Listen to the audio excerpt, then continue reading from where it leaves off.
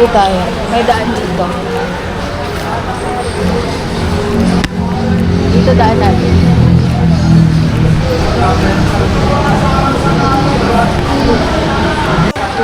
Ayan guys, bumaba kami dito sa Kogyo. Sarado. Ha? Sarado. Dahil sa kabila naman. Sarado na dito. Sarado. Dito kami guys, bumaba sa Kogyo. Tapos, hahanapin natin yung sakayan pa 7-Eleven. Hanapin natin guys. 7 a.m. So, mataas na yung araw dito. Nandito na kami guys sa gate 2 kung saan yung sakayan. Tapos lalakad kami doon. Gusto namin kami sasakay. Yan. Pag umaga guys, ganito na yung nakikita nyo. Marami nang nagbebenta sa sidewalk. Ayan. By the way guys, Sunday ngayon. So, feeling ko nga dapat mas matao pa. Pero 7 pa lang naman. So, mamaya siguro dagsaan na yung mga tao pag itong oras. Feeling ko, dyan. Yan yung magmami ng obra guys. Ah, oo. Siguro dito ngayon sa may 7-Eleven din dito sa may Rainforest. Ayan. Baka nagkamali lang ako sa mga. Pero ayun. May 7-Eleven tapos ayun yung sakay. Yun tayo sasakay guys. Highway. Napakag. Ayan, 450 daw isang biyahe. Ayan, so dito guys, yung sakayan ng tricycle. Pinapakita ko yung tarifa. So ganun pa rin niya? Opo, 450 po. Ah, sige, sige. Game. Okay, so dito. 4 kami sasakay guys. Ayan. Anak, pasok na. Pasok.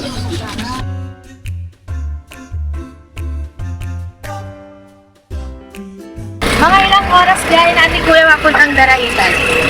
25 minutes po. 25 minutes, okay.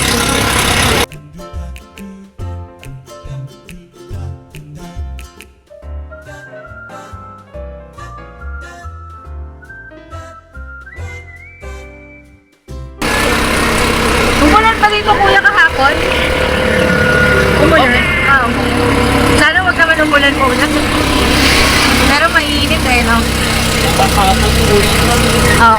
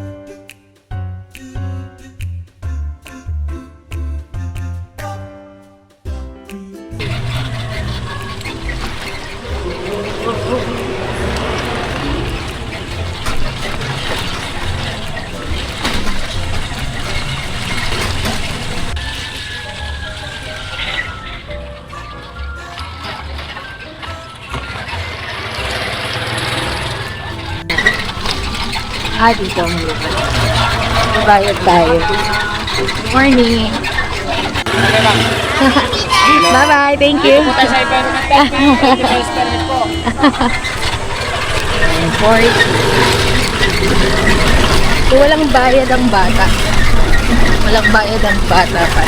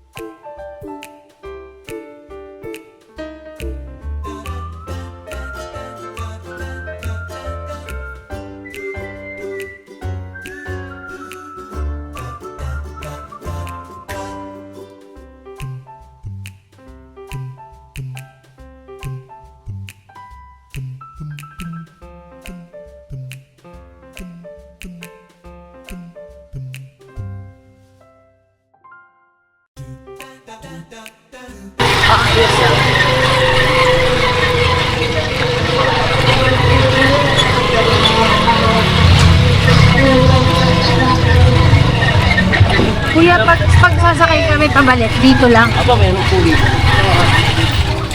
Yan po, kung tatawid po tayo, may bayad tayo. Magkano ba yan? 50 mo. 50. Ano po dito? Oo, tawid na lang tayo. Ano ba mas maganda? Saan ba mas maganda? Kasi parang puno na dito. Ano mas maganda doon? Ayan, tatawid kami kasi para makita namin kung may mas maganda. Pero pwede naman siguro maglakad dito pabalik. Opo. Saan tayo maglalakad pabalik? Oh, girl! Wow! Ito yung tawiran nilang kahoy. Na tinatanggal kapag tapos na yung summer. Oh. May bagyuhan. kahit dun yata pwede akong sumakay ng tricycle na rin.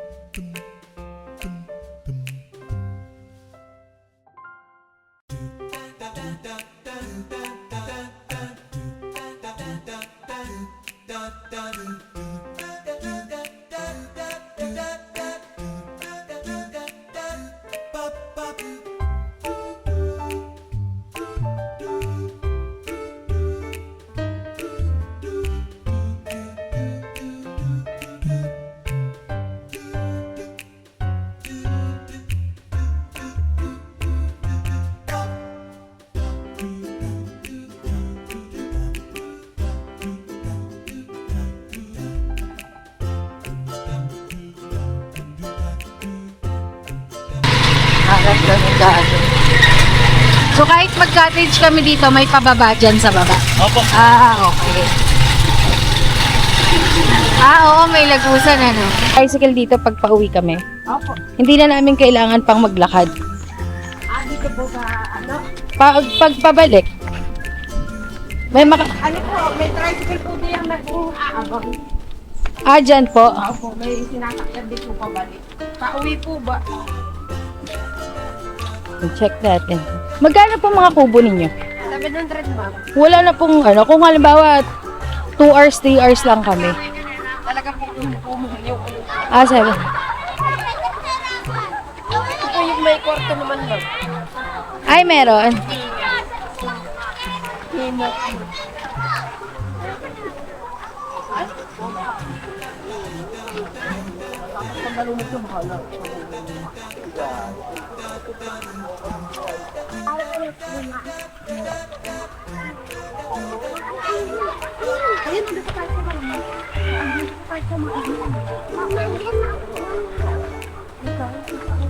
Dyan.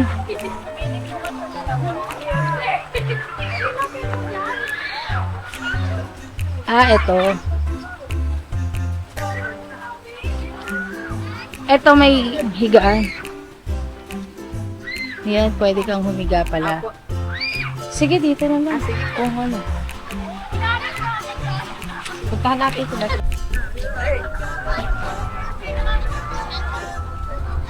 Okay na sa akin dito.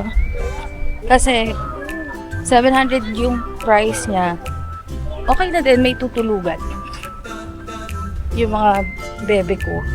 Tsaka mas malinis yung tubig dito. Compare dun sa una sa unahan.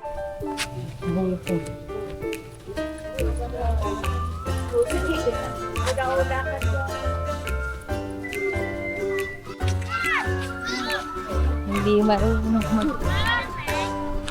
Diretso mahal din tayo. Tsaka mas konti dito. Mas konti yung tao. Diretso.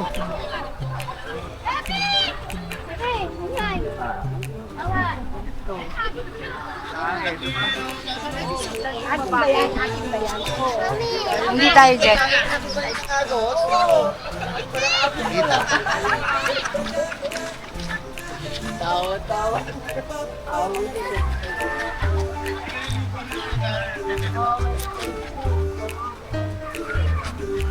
Hindi na ako nakapagtanong sa iba pa, pero feeling ko pwede naman na to. Tsaka maganda yung ano. Mahal din na mo. Maganda, di ba?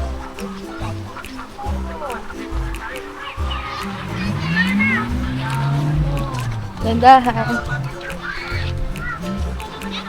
Mas okay siya. Okay. Dito tayo. Yan. Pwede kayo mag-ihaw pala. Yun. Ito mo lang. Kaya na. Tanggal. May cellphone mo ko. Ivan! So yan guys, dito hindi na ako kasi nakapag-inquire sa labas. Kasi madaming tao actually sa unahan, pero dito is 700 yung cottage nila. Hindi naman tinanong sa akin kung ilang pack. Siguro kung mas marami kayo, mas mura para sa inyo yung 700 pesos. Gamit, no? Pwede na rin. Gusto kong makita kung maluwanag ba yung tubig.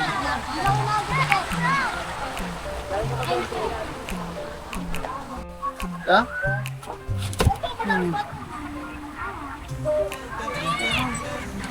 So, mga 9 o'clock kami guys nakarating. Alam ko kanina, nung nasa jeep kami mga 7, umalis yung jeep from Sampaloc. So, 9 kami nakarating dito.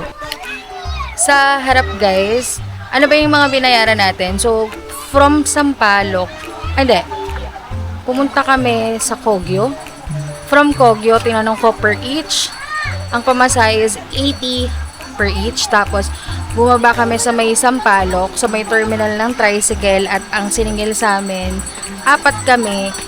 Yan, 4 kami is 450. Pero kasi, mabait yung nag-tricycle sa amin and tinutulungan niya kami. So, binigyan ko siya ng 500. Tapos, sa ecological, eco fee or whatever, yung mga fee nila dito is, nagbayad kami ng tig 20. Kaming dalawa lang ng asawa ko yung siningil, hindi na siningil yung mga anak ko. And after nun, itong cottage na to, pumasok muna kami sa tulay. Sa tulay is may babayaran kayong 50 pesos guys kapag tumawid kayo sa tulay. Pero kung hindi naman kayo tatawid, wala na kayong babayaran. So kami tumawid kami sa tulay, nagbayad kami ng 50 pesos. And lastly, kasi baka mamaya mas masyado akong mapamahal eh. Hindi ko kasi alam kung magbubook ba ako sa online kasi since madalian lang tong alis namin. Parang naisipan lang namin ba. So, buti na lang may mga accommodating na mga tao. So, binayaran ko sa cottage na to is 700. Including na yon, which is hindi yan CR pero okay na rin pag magbibihis ka at saka matutulog yung mga bata o kaya taguan ng gamit. Tapos sa harapan namin, ito guys. Ayan lang. May malang ba na? Renzo!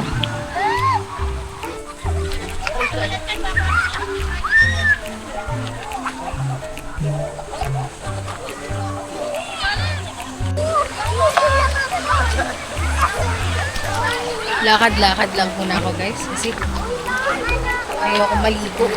Pero malalaman ko. Wala, bakit pinapasok mo yung sinelas ko? Bakit ikaw pwede?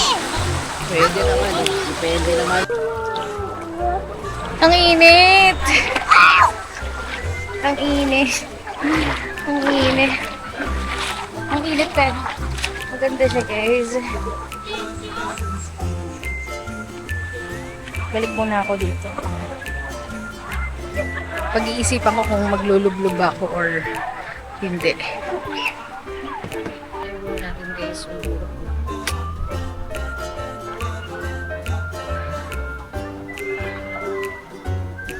Minit.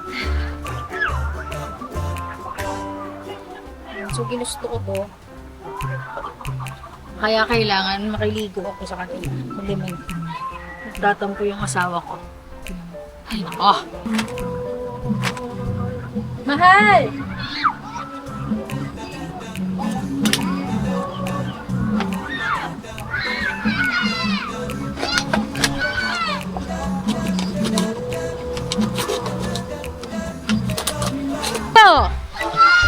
Bye-bye! Hindi masyadong maaraw ngayon. Ganda ng punta namin. Dito tayo guys ngayon sa Daraitan. Sa mga ibang reviews, sinasabi nila guys na hindi daw worth it puntahan kasi congested. O baka dahil kasi dun lang sila sa unahan. Baka hindi nila alam na meron pang dulo to. Tapos pinasok namin yung sinakyan namin ng tricycle. Tapos dito hanggang dulo, dun sa dulo. Meron pang mga tao po dun. So, nandito kami sa part na walang masyado at saka hindi masyadong maaraw. Kanina nakapayong ako kasi mainit. Bunso, alika na! Andito na si Daddy. Nak! Ivana!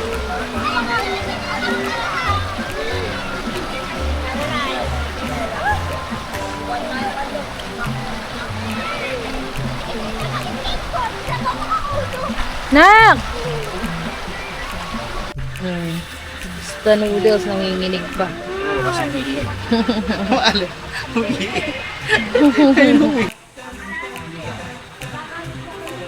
Nilamig. Mag-aama nga sila. Ang init-init nagka-cup noodles. Ayan. So, alas 3 is nagpasundo ako sa tricycle. Kinausap ko kanina. So, para hindi kami mahirapan guys. Kasi pumasok kami dito sa dulo. So, susunduin niya kami. And magtutuna.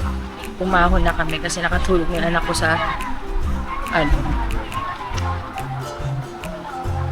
sa sarap ng hangin at saka saktong-sakto hindi ganun kainit. Sunday ngayon guys. May paalis na. Kung kailan paalis na tsaka naman natulog ang mga bebe. Ayaw sa loob eh. Masarap talaga mag-siesta pag ganitong oras.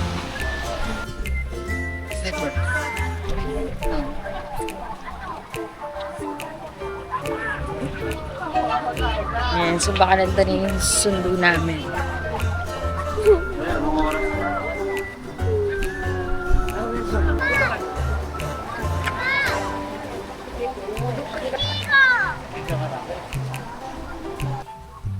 Ako, yun na kami.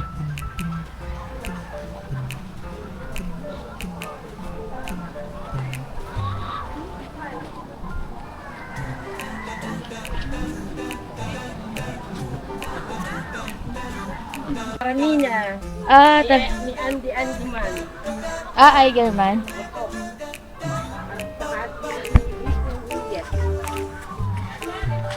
Nagpupunta rin din po sila dito. Sarah, Di ba po may Daranak din? Daranak Falls. Opo, Ayan. Ano po? Ayun, kanina mo ito. Ay, Kaso talaga. ka lang, 30 minutes walk. Yun lang. Hindi na lang spesikat eh, doon sa may tandakot siya sa may... Oo. Sa malayo. Ang maganda rito, merong mga campsite eh, no? Oo.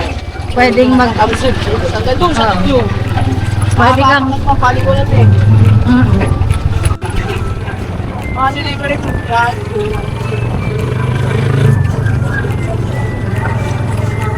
Ilang dekada na lumagpong ginagawa sa nilagante pero wala pang